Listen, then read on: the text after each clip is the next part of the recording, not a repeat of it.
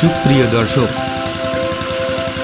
আপনারা এখন দেখতে পাচ্ছেন একটি ভ্রাম্যমাণ ধান মাড়াই ও চাল তৈরির আধুনিক মেশিন। প্রথম ধাপে শ্রমিকরা বস্তাবন্দি ধান মেশিনের উপরে ফিডারে ঢুকিয়ে দিচ্ছেন।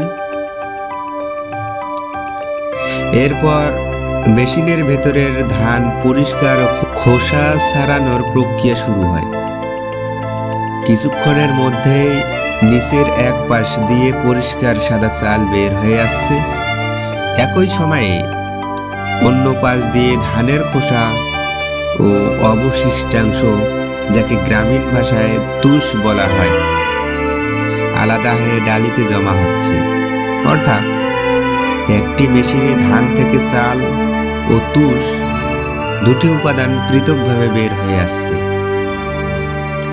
এতে সময়, শ্রম ও খরচ সবই উল্লেখযোগ্যভাবে সাশ্রয় হয় এবং কৃষকদের কাজ অনেক সহজ হয়ে যায়। কৃষি ও প্রকৃতির এমন নিত্য নতুন তথ্য পেতে আমাদের প্ল্যাটফর্মে যুক্ত হন। ধন্যবাদ।